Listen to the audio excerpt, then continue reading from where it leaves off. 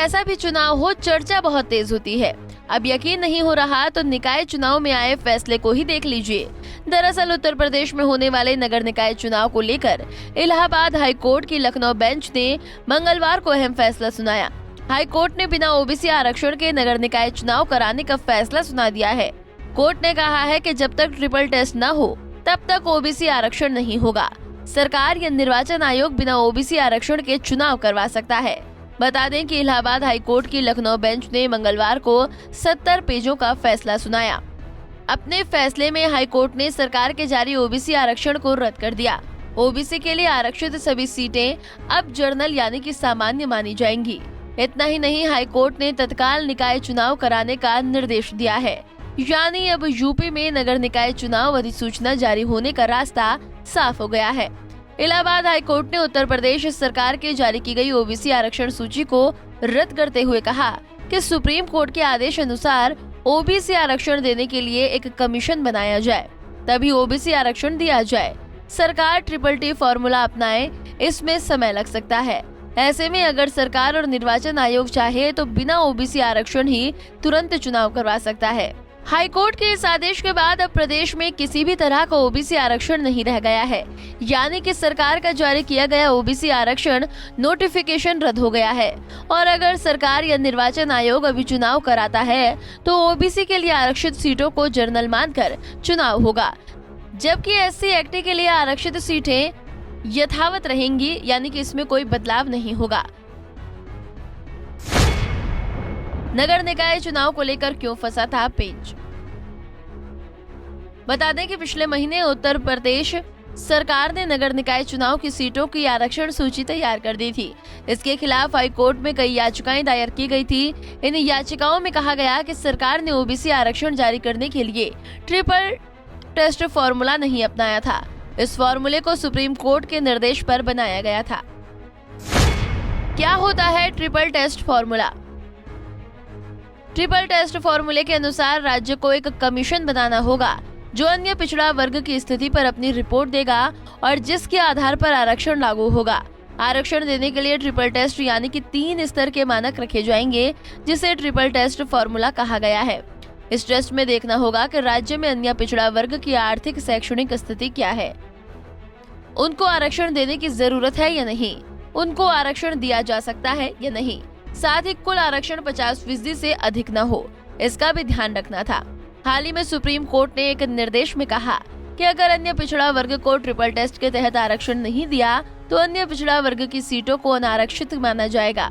Supreme court के इसी फैसले को आधार मानते हुए हाई कोर्ट ने यूपी सरकार के जारी ओबीसी आरक्षण को रद्द कर दिया। हाई कोर्ट के फैसले को सुप्रीम कोर्ट में चुनौती दे सकती है यूपी सरकार। वहीं इसी बीच चर्चा है यूपी सरकार इलाहाबाद हाई कोर्ट के फैसले को सुप्रीम कोर्ट में चुनौती दे सकती है।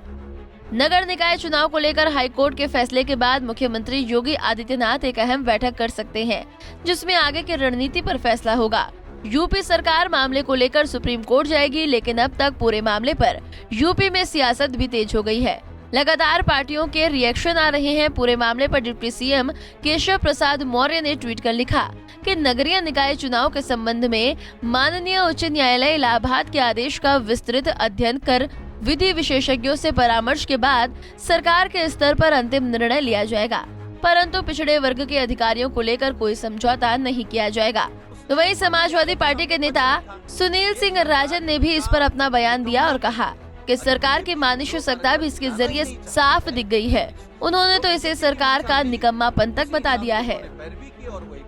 माननीय न्यायालय का फैसला निकाय चुनाव को लेकर के आ गया है और सरकार की और सरकार के अधिकारियों की लापरवाही और उनकी मंशा, क्योंकि बीजेपी हमेशा से चाहती है कि पिछड़े समाज का आरक्षण कैसे छीने, उसका नेतृत्व कैसे खत्म करें, उसकी भागीदारी कैसे कम करें। तो जो भारतीय जनता पार्टी सोचती थी उसी हिसाब से उसने माननीय न्यायालय के सामने पक्ष रखा।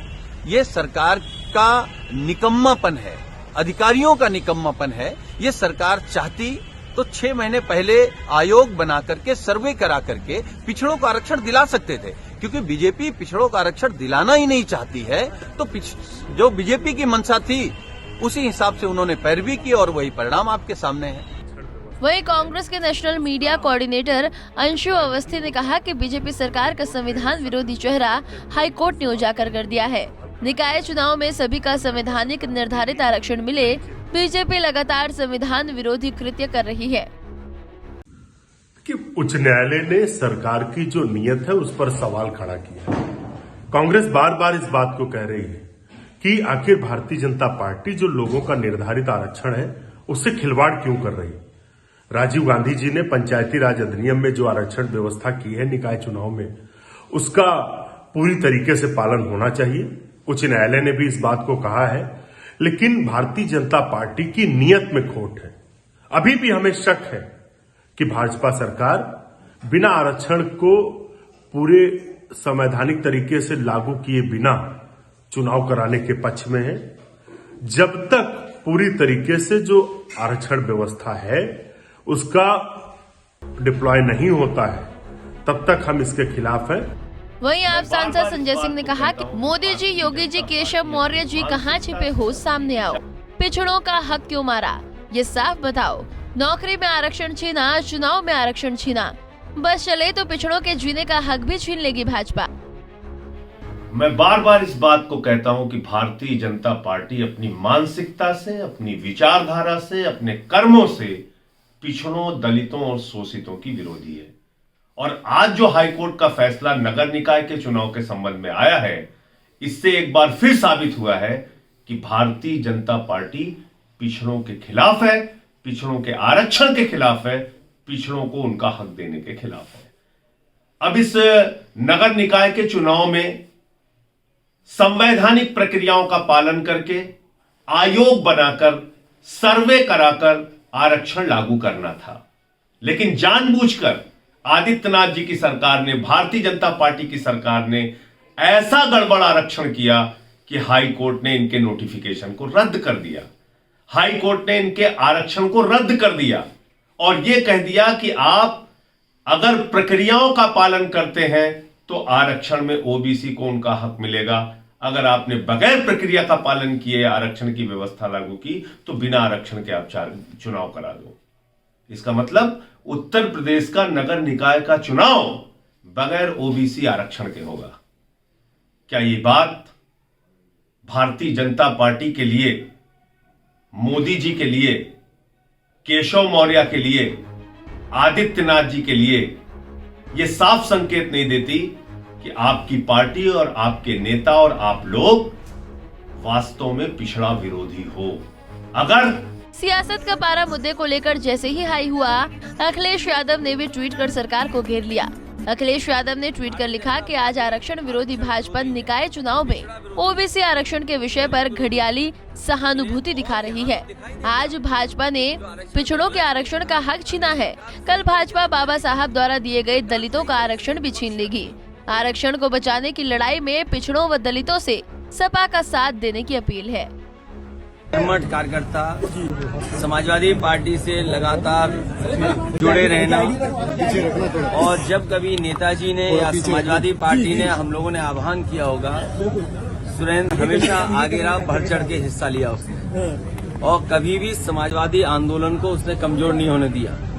समाजवादी पार्टी को मजबूत करने के लिए जो कुछ हो सकता था, अपने संसाधन जुटाना, अपने साथियों के साथ मेहनत करना, लगातार समाजवादी पार्टी को आगे बढ़ाने का काम कर रहा है। आज हमारे बीच में नहीं है, बहुत दुखद है।